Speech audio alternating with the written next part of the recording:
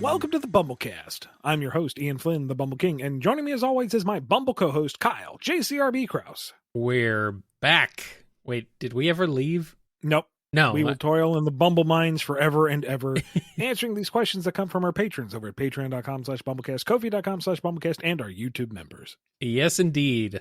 Let's start off with this one from 128bot. So, Amy fans prefer Amy's characterizations in IDW's Writer's Arc and in Murder of Sonic the Hedgehog over Frontier's Amy because they like how aggressive, clingy, and cartoonish she is there. Are they right for thinking that? Did Frontier's Amy get over those traits and become more mature? Some Amy fans, and I would be interested to know where you are specifically pulling from, because there are also the Amy fans who were very happy with how mature and focused she was in Frontiers.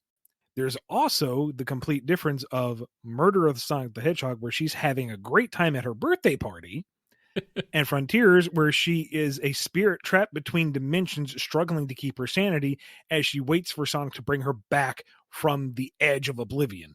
There is no way those characters are going to act the same way in those scenarios. You're not going to have happy, bubbly, clingy Amy when she's near death. They're two very different contexts. Yeah. And it's also like part of the tone of Frontiers was overall more of that somber. Yeah. I was gonna say dark, but that's not really right. Yeah, a little both. I mean, you got space alien genocide in the mix. That's dark. That's pretty dark. I mean, for Sonic, that's just Tuesday, but still. And she was still upbeat and positive and proactive as much as she could be in that context. So it is the same character. It's a different context. Right. Yeah. All right. This one is from First Swagmaster E. How would Tails react if he met the bullies that made fun of his tails again? One scenario, if they'd matured and were legitimately sorry, and another, if they were still jerks. If they were legitimately sorry, I think he might be a trifle wary, because he's been around duplicitous people already. Yeah. But, if they're sincere, then he would realize it and forgive. And, maybe they can hang out sometime and be friends. And, maybe not. Maybe they don't have anything in common. But you know what? Let bygones be bygones. That's what Sonic taught him. Move on.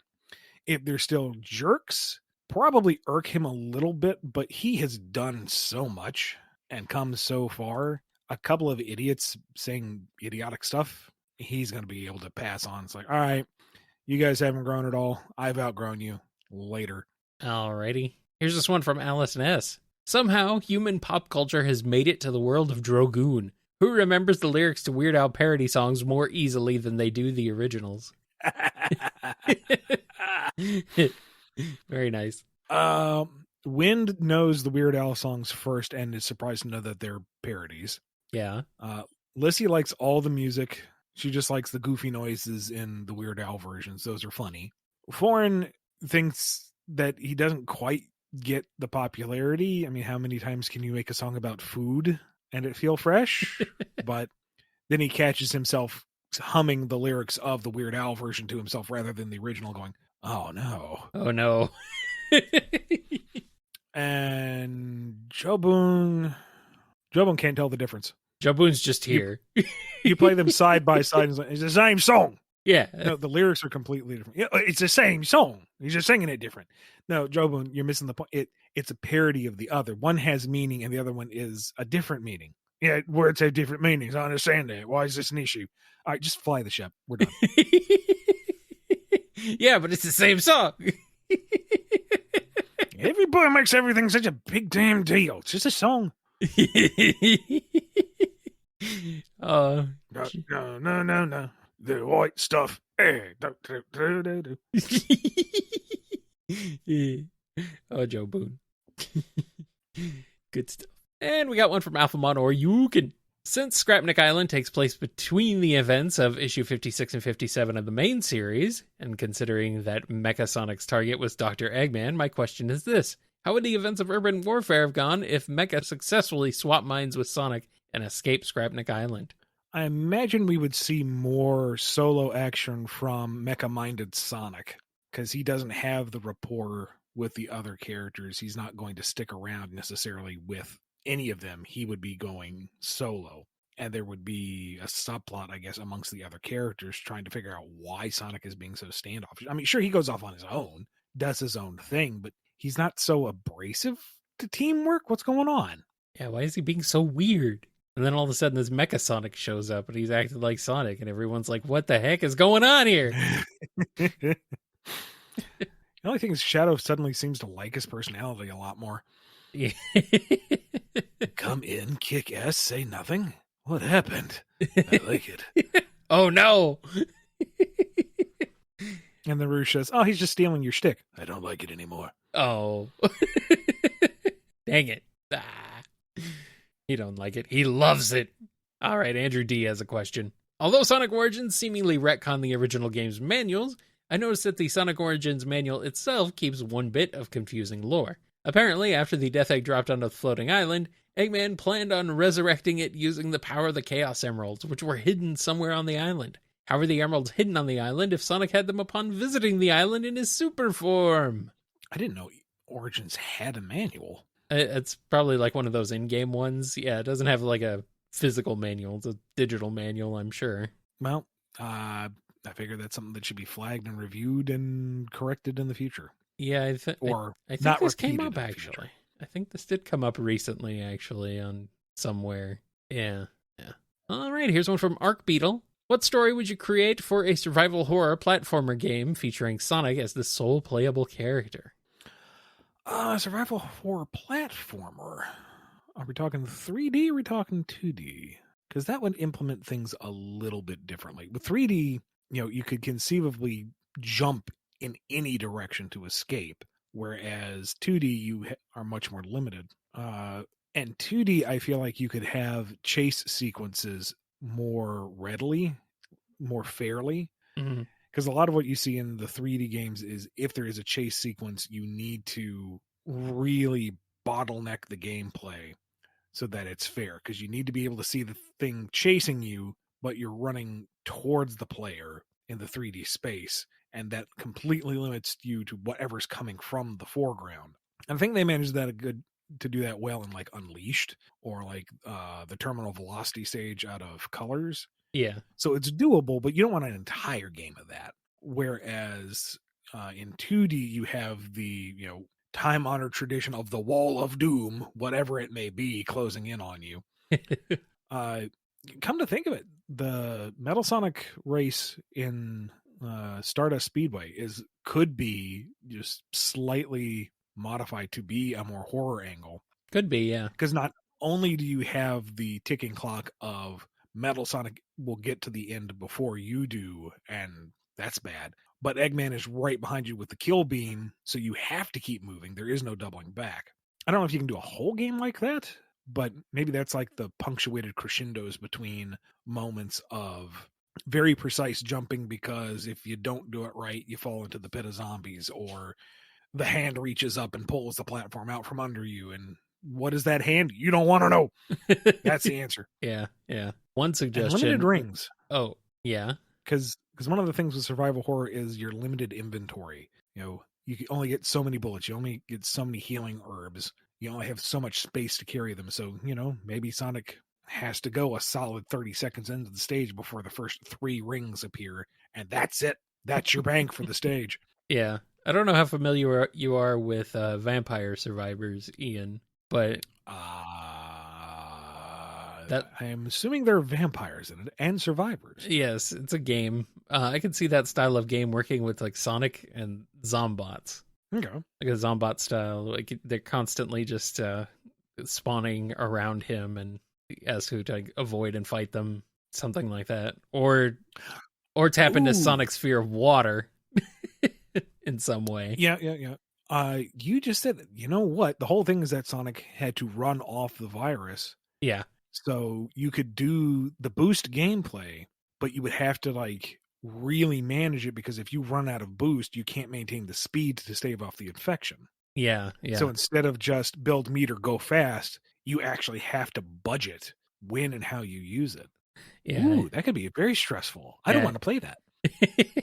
You get a Zombot bar. Oh boy. Just what you want. Terrifying. Well then. All right. Let's get into this one from Caleb. In the Alien movie franchise, the xenomorph takes on traits from their hosts. What traits do the xenomorph get from bursting out of the chest of Tails, Knuckles, and Shadow? I imagine they get the spin dash by default. Well, the Knuckles one, instead of that one singular crest, there's a whole bunch of little ones hanging off the side of its head. It looks a little bit more like I guess like a predator, kind of. Weird. From Tails, I was going to make a joke and say it just has two crests coming out of its butt, but No. now actually having a smaller, kind of gremlin-y xenomorph with twin tails with those spear tips, that would be absolutely terrifying. No, thank you. And it takes on Tails's, intelligence as a trait as well, so it's not like crawling around the bins going. It's actually like calmly walking along and entering the passcode code for the doors and unlocking the weapon locker. And that's what you really need. Yeah, is a xenomorph packing heat so it wounds you and then just calmly comes over there and snacks on your face. Yeah, or and then you just what you need, a xenomorph that knows how to fly the ship. Mm-hmm. No, thank you. And Xenomorph Shadow is just Shadow again, but with like a little tiny shadow head that comes out of his mouth. He's like, what? I mean, it's the ultimate life form. You can't really improve upon that design. So he claims.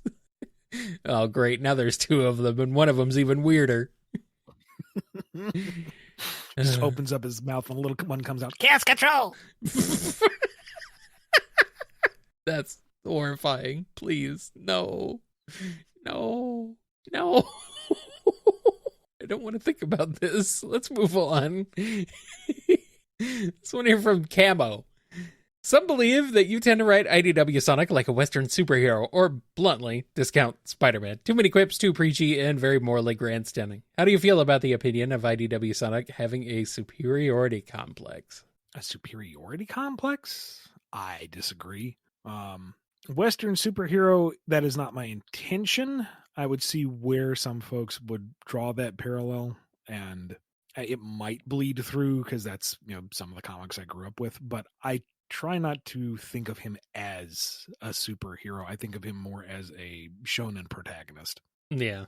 All right, here's one from Chaos Sonic 1. Curiosity has arisen. What would Captain Plunder look like as a Mobian, and what type of animal would he be? He wasn't a Mobian? I thought he was. I thought he was just very interpretive, but... Yeah, hold on. I'm going to look this up, because... Like, if he's from outer space or something, I don't know, but I thought he and his crew were all supposed to be Mobians like Sonic and whatnot, just they didn't look terribly animalistic. No, he's a big, like, I don't know. He looks like a big animal character. Like, it's more of the Sonic, the comic style animal characters rather than Sonic type, but I don't know. I don't think he would look much different. I mean, looking at him again, because it's been a bit. Yeah. He does look more like a orc than he does an animal. True. Fine, make him an orc. If we can have Zeddies, we can have orcs. Why not? Why not? Why not? Or, make him a Zeddy. All villains become Zeddies, apparently. I mean, he's got the fangy face. He's got the... I don't know. He could work as a Zeddy, maybe. Yeah. Wouldn't have to change his design too much. Yeah. He's not going to be changed to Captain Zunder, though. I refuse. Zapton Zunder. No. No, thank you. Absolutely not. No, thank you. No. And we got this here from Trange. Will Infinite ever return in a future game? I don't know. Why not? Why don't you know? I am not privy to those discussions. If Well, he's going to show up in a new game, I will be one of the last people to know within official channels. All right. Christian Shark X has a question. Got a question regarding one of my new favorite characters, Surge. In recent issues, it seemed to hint at her and Kit going down some sort of redemption arc after the writer's arc. Is this an intentional initiative, or is this a misread of their characters? This would be more of a question for Evan, and I think we have different ideas on what to do with the characters, but she's lead writer, so I'm following her lead. I don't think I don't think they're going for full redemption, but they aren't 100% villainous, if that makes any sense. More doing their own thing, I suppose. I mean, they're at a very large crossroads in their lives. What comes next is, what we are to discover and explore. Right. Makes sense to me. And here's a question from Conga. How much a kid's loyalty to Surge would you say is founded in their shared experiences over Starline's programming? And how much would you say it has changed during their time in the comics? I'd say 40% shared experiences, 60% programming, whether he consciously acknowledges it or not. In terms of how it's changed, I think it's evolved from one form of worrisome to a new form of worrisome, where initially he was just wholly dependent on her acknowledgement and support, and now it's more proactive. Like, he still is, attached to her emotionally, mentally, and all that, but he's going to take actual steps to maintain that or to increase it rather than just passively do whatever she says. Mm-hmm. All right, Comic the Hedgehog has a question. SA2 implies you need a Chaos Emerald and a password to awaken Shadow. But what if you just broke open the pot and dumped a bucket of cold water on him? Would he sleep through it? If you screamed into his ear through a bullhorn, would he even notice? No. You get this entire weekend at Bernie's with Shadow. Come on now, you're supposed to be the ultimate life form. Wakey, wakey. Oh no.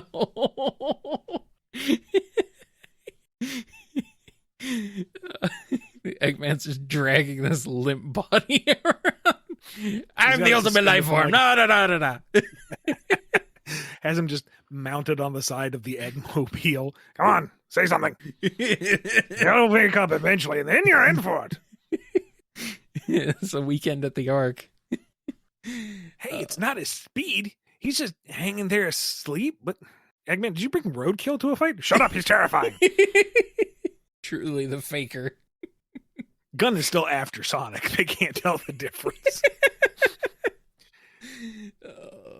It's terrible.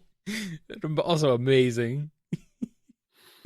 The final fight is just a bio lizard slapping this unconscious body around and happens to land on the life support system. Oh no. Oh boy. Super Shadow, you're about to run out with wing. You're about to run out of rings. Swap with me.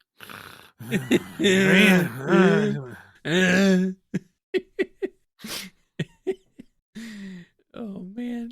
Fast forward to Heroes. Rouge finds the original capsule, wakes up, opens it up. He's still asleep. At the end of SA2, he's falling through the atmosphere, still unconscious. It's like, why? Buenas noches, Shadow the Hedgehog. Oh boy. Shadow, the promised time is upon us. Yes, control. Maria.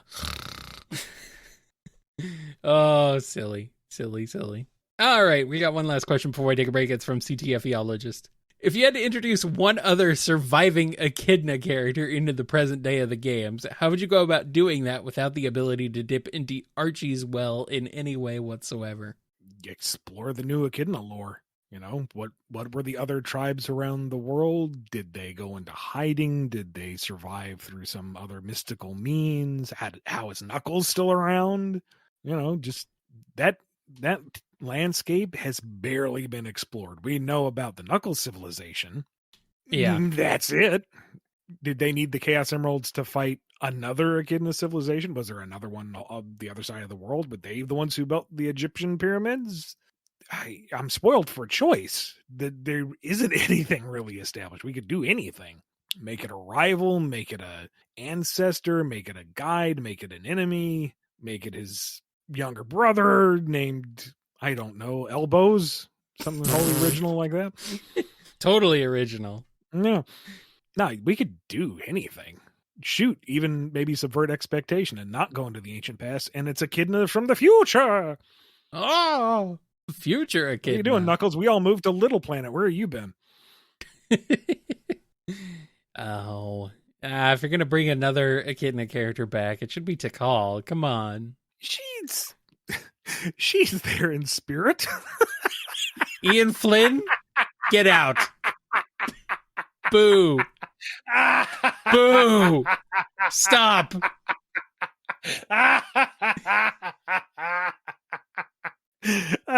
I'm gonna need a minute. We'll be right back with more BumbleKast.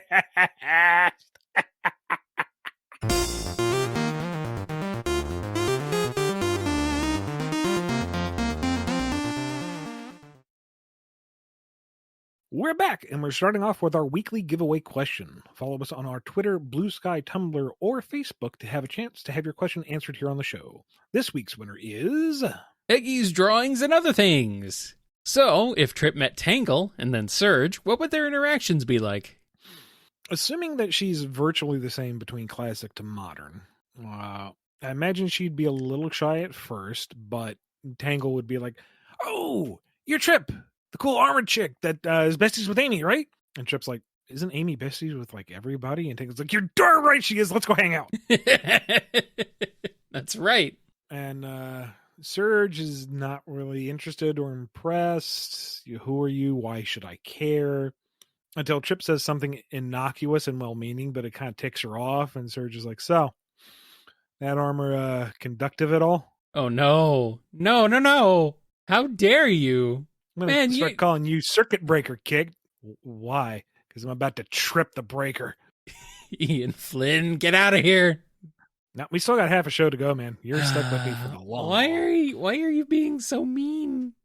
Someone give her the emerald. Someone give Trip the emerald. She needs those right now. Right now. You truly are Starline. You know that? I don't have his impeccable fashion sense. Well, no. But other than that, evil. Truly evil. All right. Damnimals BP has a question. Tell me what you know and like about Crag from Rivals of Aether. Crag is a ancient warrior. Like, he was there at the foundation of the rock wall, and he is the longest serving wall runner.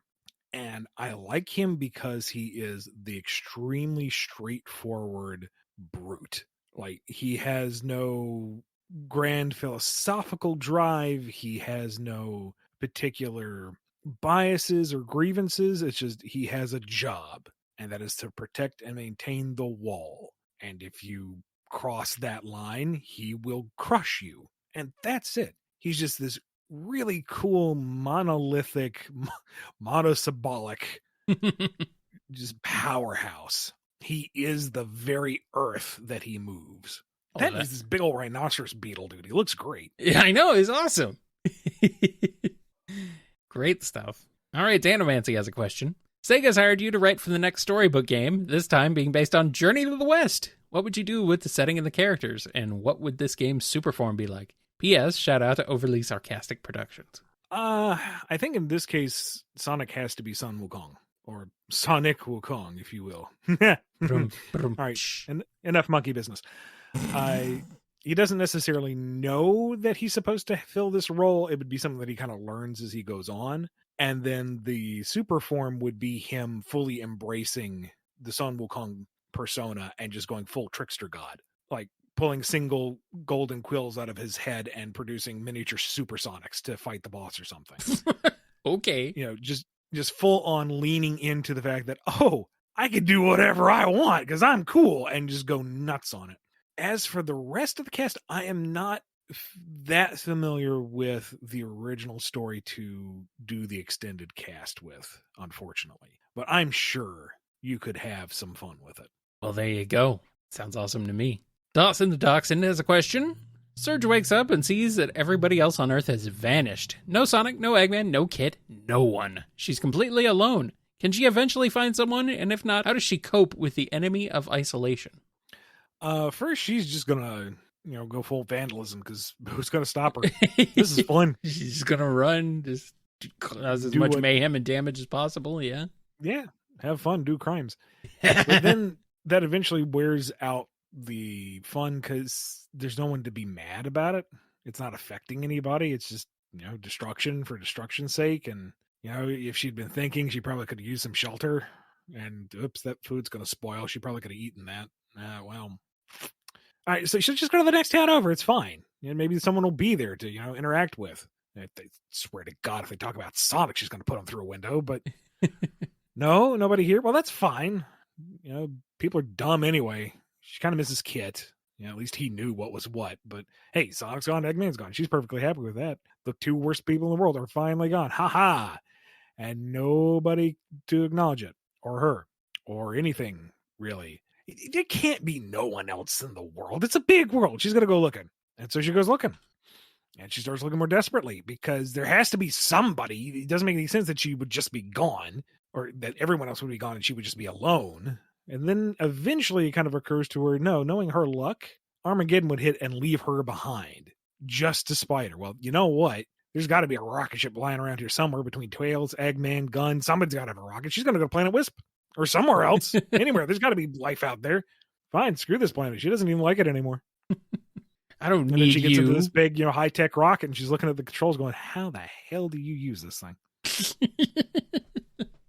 Kid, what button do I press? Oh, right, you're not here. Damn it. Where's the manual? Who am I kidding? I don't have the patience to read the manual. Oh, boy. Definitely not Kobolds has a question. Howdy you two, first time asker here. When Sega gets around to another Sonic Adventure type game, presumably around the heat death of the universe, what IDW characters would you like to see get their time to shine and how? Personally, I'd like to see Surge and Kit, but I'm biased. Yeah, I could see them as like a rival fight at least. Maybe not story crucial, but at least some kind of acknowledgement. Put them in. I mean, Sonic and Shadow Generations gave us tether swinging in 3D space. So Tangle, here you go. Just reach out the tail and do the swingy swing without having to turn into a slime mold. It could work. Be fine. Maybe retool the Mecha / Gamma gameplay and give it to Whisper. See her do her thing. That might be neat. Yes, please. Other than that, I wouldn't want to lean too heavily into it because the IDW original material isn't as prolific worldwide, and I wouldn't want folks to be completely left out in the cold on who these characters are. I mean, it's going to be a new game for everybody. It's going to be somebody's first Sonic experience. So there's that, but I wouldn't want it to be like a centerpiece. Just maybe an offhand mention of Spiral Hill, or maybe there is maybe the hub for like your collectibles is the old Restoration HQ or something. Mm-hmm. I would like to see it. Double L has a question. The two of you have been doing this for a while. For each of you, what's one thing the other has said for the podcast that's never left your head? The socks stay on. You're welcome. I had a hard time trying to think of one. I for some reason, like, this doesn't stay. We've said so much that it's hard to remember. And my memory is shot, so it's like, I don't know. There's just something about, oh, geez. I know there's been an occasion or two where I've gotcha. You have gotten me many times. I can't remember what they I mean, it happened just in this episode. It happened just earlier. You have gotten me this like so many times, but for so many different things. Like, oh, geez. But like, what is stayed in my head? Because like every time it's something different. Jeez. Like Chris kissing Sonic from the 06 adaptation. Yeah, that's a good one. Okay, you know what? It's Spampton. You're Spampton. Okay. Yes, you're Spampton. It lives in my head. There we go. Thank you. Okay. Also, you're Marshy. Boogity, boogity. I'll scare your dad. No. That Spampton's made from the best stuff. How thematically appropriate that we're recording this on Halloween. Hey. Oh, burgering your wife. There you go. That's one you've said before. I don't remember the context for that. And you know what? I don't think I want to. I think it was a guest episode you said that. I forget why. Guest episode, no less. I forget why.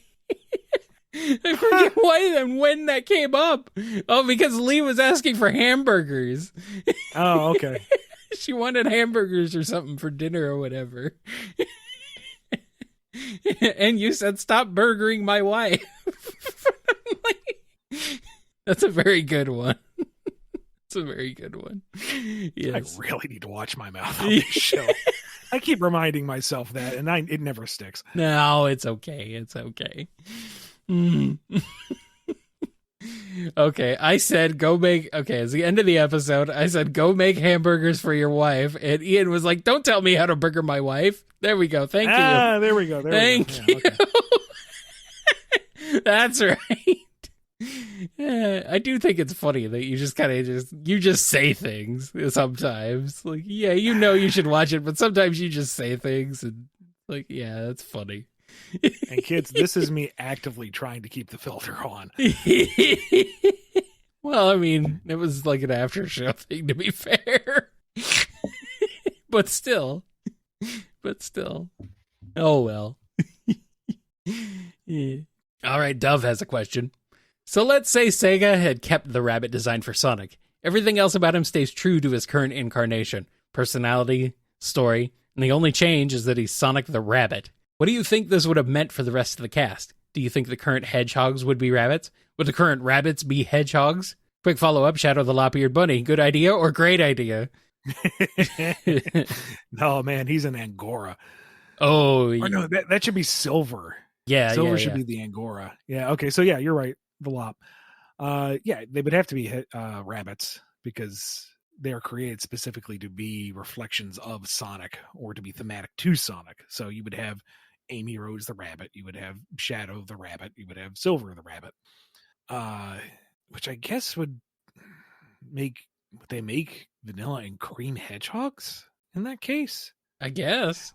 I mean, because the whole point of Cream was that she was supposed to be easy mode and a flying type for Team Rose. So maybe they would have made them completely different species. I don't know how that would all work out. And I can see the rabbit with his little bow tie being very cutesy at first, and then this kind of, why did they keep that element in the redesign? Can we move away from the goofy little bow tie, please? This is kind of cringe. To no, he's rocking the bow tie. He's proud of the bow tie. He's got like a signature tug at the sides. He's cool. That bow tie is cool. Screw you if you say otherwise. It goes full circle. Good. The bow tie stays on, just like the socks. And then everyone's flipping out with the Boom incarnation where he's got the neckerchief, but it's tied in the back like the bow tie. Oh, no. Yes. So does that mean Shadow gets like a counter bow tie? Why not? Or does he get like a full tuxedo bib? Or a bolo tie or a cravat. Bolo tie, yeah. Shadow with a cravat like Edgeworth, yeah. Or an ascot. Now, Silver's got the ascot. Okay, yeah. Silver's got the ascot. A big poofy ascot to go with the rest of his big poofy Angora look. Yeah, there you go. Fantastic. Amazing. All right, Excel Hedge has a question.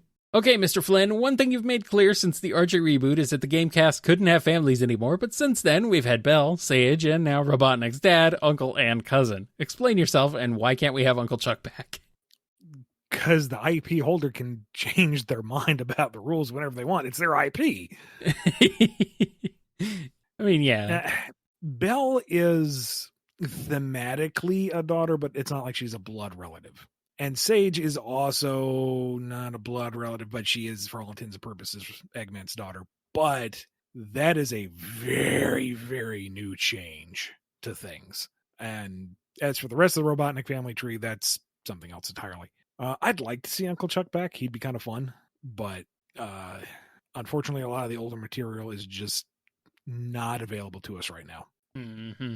And here's one from Flint Toaster. I saw something online saying that Shadow isn't friends with Sonic and the gang, and that they weren't ever meant to be friends. I was under the impression that Shadow was the kind of person to pretend not to like Team Sonic, but secretly knew they were friends, which is accurate. Whatever makes you happy. you know? Like, if you want to interpret those scenes as him just being standoffish, I ain't going to correct you. If that's how you enjoy it, go for it. I think Shadow sees them as more as friends than he's willing to admit, but you know how he is. Frozen Apple Juice has a question. For Ian and Kyle, what are your favorite specific colors and why are they your favorite? For example, cerulean instead of just blue. I feel you can learn a lot about someone from this question. Thing is, I don't know what the generally accepted terms are for these shades of blue, so I'll do my best to kind of describe it. I like really bold, rich, deep kind of sonic blue, like modern sonic blue. And I know there's been a few shades in there too, but like decidedly rich default Crayola blue. There's just a richness, there's a power to it. I've always loved it. And when I was really, really little, I had like a little piece of costume jewelry. It looked like a class ring, but I think it was probably one at like the state fair for a nickel. And it had this multifaceted deep blue gem in it. And my dude, that thing contained all the power of the universe in my 8-year-old mind. No, not even 8. What was I, 6? That thing was my power morpher before Power Rangers was a thing. It could shoot lasers. It gave me shield. I was doing Green Lantern stuff before I even knew what a Green Lantern was. Blue is just the symbol of power. And I like green. Again, very rich, very vibrant, like base Crayola green, especially paired with orange. I really like orange and green as a combo. I always have. I think it's because that was the principal colors of my dad's logo when he was shopping himself around as a voice talent. And then over time, I realized it's like the colors to Michelangelo and the Ninja Turtle. And I'm drawing a blank, but green and orange keep popping up next to each other. I'm like, yeah, it's a great combo. And that's just what Bumble King became. And I didn't even realize it when I was doing it at the time. It's like, hey, what should this look like? Green orange. Yeah, that's pretty cool. That's a nice color combo. I dig it. And it's because that's just my combo. That's what I like. That's a great combo. I mean, I love like deep royal purple. Like, that's my favorite color. I also do enjoy like on the slightly darker shade of red. Red is cool. I mean, I just like color, honestly. Like, yeah, I just enjoy like good colors, like visually. I don't know. I've gained an appreciation for a lot of colors. Like, I don't have like there are color combinations that are kind of meh, but I kind of have gained an appreciation in like most colors. So, but definitely my favorite is like a deep dark purple. Very good. Very good, yes. Right, here's one from Godzilla. I gotta say, the whole DC X Sonic crossover has got my brain on overdrive with character combinations. Thrash as Lobo, Mammoth Mogul as Vandal Savage, a given, I know. Jeffrey as Constantine, etc. But my question for you, Ian, is this. Which DC character fits Sally the best? I see Batgirl as the most common answer, but I like to think she and Nicole would be an amazing Booster Gold and Skeets. Booster's heroism aside, I don't think Sally's quite that flighty, and I don't think Nicole is nearly as sycophantively supportive as Skeets. Sally would rock the costume, though. Can't deny that. Yeah. Shoot, who would be a good analog to Sally? I mean, I feel like you almost hit it right off the bat with Babs primarily as Oracle. Okay, yeah. Although being confined to a wheelchair does not seem like it suits Sally very well. She fell off a building. It makes sense. Well, fine. And, even if she were just like Babs, if Sally were disabled in any fashion, that wasn't going to stop her. She would continue to do everything she could to support the rest of the team. That's true, yeah. I mean, except she wouldn't have like a normal wheelchair. She'd have like a full Professor X floating throne thing between Tails, Rotor, and Nicole. Yes. Yeah, I mean, I can see it working. I just didn't don't put her in a wheelchair. Come on. I'm almost inclined to say Zatanna, just because I know she's not magically inclined, but I could see her being clever with the spells and the wordplay to conjure up stuff that you wouldn't normally expect, to smartly apply things and do it with a bit of fun rather than like Dr. Fate's very, straightforward. I am Yes. the helm of order and blah, blah, blah. I feel like I'm missing out on something obvious though. Something that you at home are listening and going, you idiot, you should be talking about. Put it. Yeah, I know. Put it in the comments. We need engagement. And also, I'm curious what other ideas people would have. GeoKnuckles is here with a question. Sonic Unleashed X Demon Slayer. Sonic the Werehog, Knuckles, Tanjiro, Nezuko, Shinobu, Mitsuri, and the Chaotix team up against Dark Minions and Dark Titan. How does the battle go? Very, very flashy, because please, God, let UFO Table animate that. Uh-huh. Like, I wouldn't say I'm a huge fan of Demon Slayer, and I won't rush to praise any genius on its account. It's a pretty standard adventure thing, but God, it's pretty. And it's not like it's bad at all. It's actually kind of entertaining and comforting in how straightforward it is. Yeah. Like the characters are their archetypes, and those are all engaging for as far as they need to be. And the demons that show up are interesting and stick around as long as they need to. And again, good Lord, man, is it not the prettiest anime I've seen in a long time?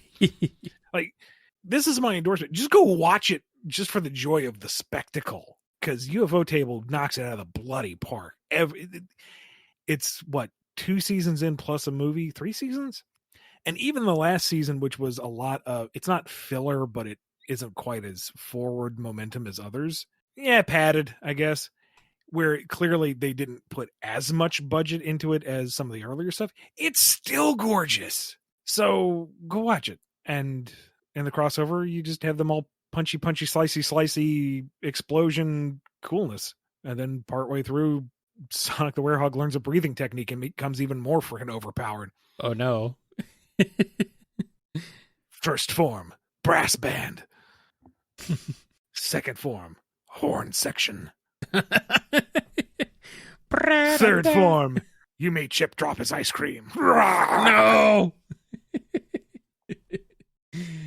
All right, Hearts13 has a question. Imagine a composite reality with elements from 90s classic Sonic games combined with characters and other elements from the 90s Deke Sonic animated TV series, Adventures of Sad AM and Underground, and some characters of the 90s Sonic comics with a revamped history and more like the cartoons than comics for inspiration. What would a retro classic Sonic universe be like? Bloated. With that many characters and different inspirations? Yeah, probably. Like, I think the best way to handle that was what my general plans were for post-reboot Sonic, where once the world was established, kind of focus on Sonic, Amy, and Tails as they go around region to region and experience each location and the supporting cast there. So in this scenario, you would have like classic Sonic racing into Knothole for an adventure with the Freedom Fighters, and then racing over here to stop Wes Weasley from selling a Doomsday device to Eggman, and then goes over here and goes on a short road trip with Sonia and Manic, and just kind of keep jumping around the world. And each time he visits the guest character du jour, the plot clicks forward just a little bit. All right, Hero Squad has a question. Maria Groundhog Day. How does it go? Oh, you're a sick man. What day exactly is this for Maria? Oh, you know what day it would be. Oh, okay. You know exactly what day it would be. How dare you? Okay. Wow. Maria is known for one day. One day alone. This is more like Shadow's Nightmare Groundhog Day, isn't it? I don't know. I mean, at least she comes back. Yeah, and each time she's desperately trying to figure out how to save everybody in the Ark. Sometimes she gets these researchers out. Sometimes she gets these researchers out. This time she manages to warn her grandfather. This time she manages to make peace with Shadow. And maybe that's the finale, is she makes peace with it all and gives Shadow her last true wish to make the people of the world happy, because she can't. What a monster. What a monster you are, Hero Squad. Thank you for supporting the BumbleKast. Icon PNG has a question. Do anthropomorphic animals in Sonic's universe have an official term for them? I don't think so. I think it's just animals. Animal people, characters. I know your favorite term for them, Kyle. Not mine. Oh, yeah. It's someone else's, You but absolutely... it's not mine. What are you talking about? You really like Mobians. Oh, yeah, okay. That's a nice nostalgic term for them. I mean, for you, it comes in second behind Nermies, but... Yeah, well, you got me. And finally, our last question on this episode is from Jay Frost. Why doesn't classic Sonic talk in Sonic Generations? Wrong or funny answers only? Well, you see, he ate all of Angel Island, and he's just too full to say. I can't top that. If he speaks, that island's coming back up. Oh, no. Oh, no. Well, before we make this any worse, let's cut it off here. Thank you so much to everyone who supports the show via patreon.com/BumbleKast, Ko-fi.com/BumbleKast, or by being a YouTube member. Be good to yourselves, be good to each other, and we will see you next time on the BumbleKast. Don't eat any islands while you're away. We'll be back. And if you eat any islands, please don't talk. We don't need them coming back out. No, Sonic, no, you don't have enough room for Flicky Island. Put No, it down! no! Put it down! Ow. If you had to introduce if you had to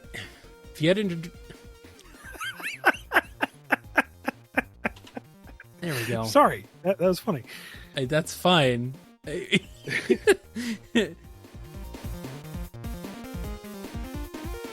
You've been listening to the BumbleKast, a co-production of Bumble King Comics and the KNGI Network.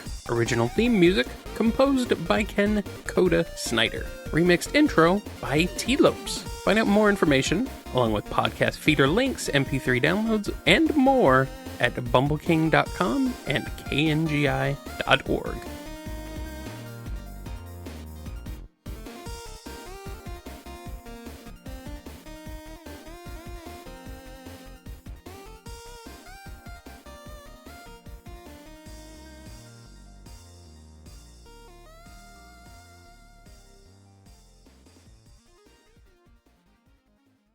Show's over. Canceled.